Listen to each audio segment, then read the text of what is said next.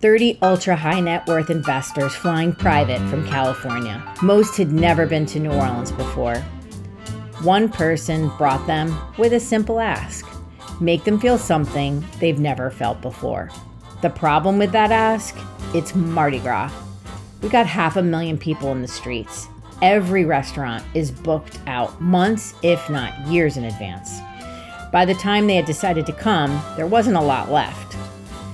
So most people would do the same thing. They'll try to buy their way into access. A VIP box here, premium seating there. That's fine. It's safe. And it's the same thing everyone else is doing. But we aren't everyone else. We are always in the pursuit of doing something intentional and truly immersive. We started at Maison de la Luz, a boutique hotel 1 block off the parade route. Intentional design throughout. We bought out an entire floor. Everyone got their own suite. We had access to the breakfast room, an honor bar, spaces you can also rent for private events.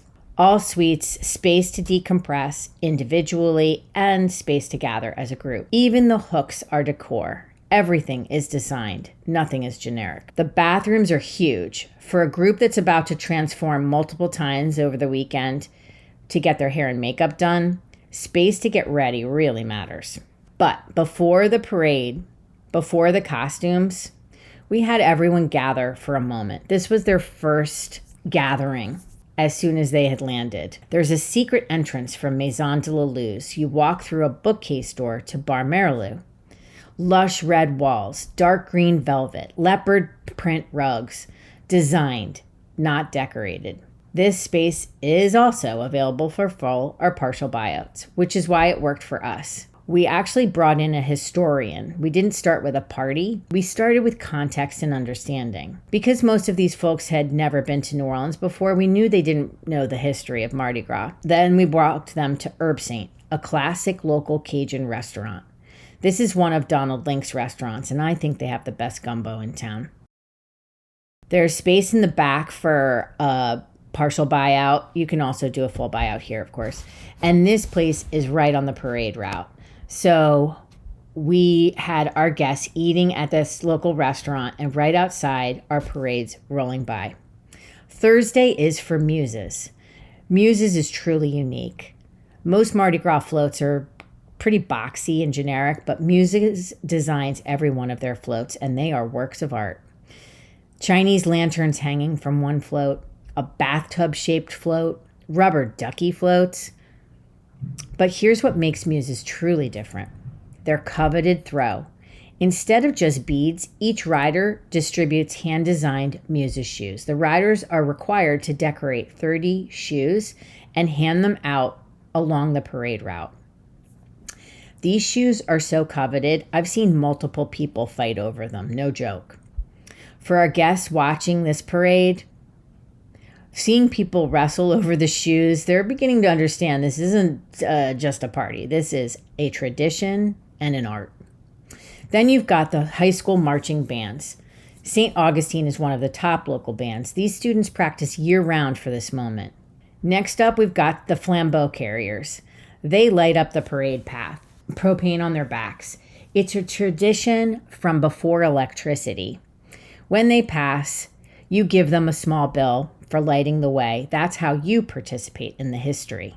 Friday is one of the biggest days in New Orleans, after Mardi Gras Day, of course. Every restaurant in the French Quarter is booked solid. I knew we were going to have trouble finding a restaurant in town to take a 30 top, so I didn't even try. What we did was create one. We rented a balcony on Bourbon, right on the corner, brought in a caterer, and we basically had our own restaurant, quote unquote, for the entire afternoon. Custom headpieces, wigs, costumes, tarot reader, hair and makeup, a local DJ. He's my favorite.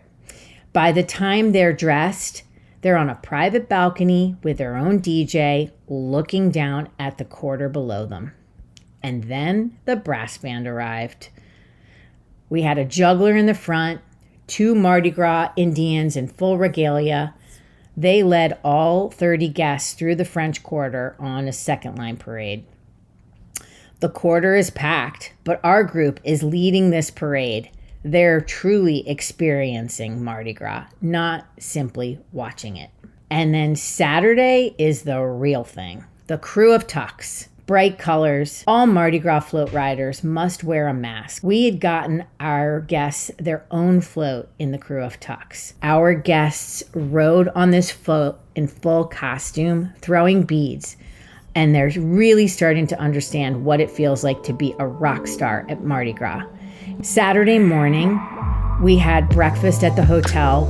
Private car service picked them all up, brought them back to the private airport, and they flew back to California.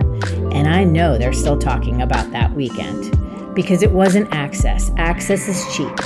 What we gave them was full orchestration, every choice, every detail, design, and intention throughout. That's what makes it unforgettable, and that's what separates a producer from everyone else. Skip the stars, trust the seal.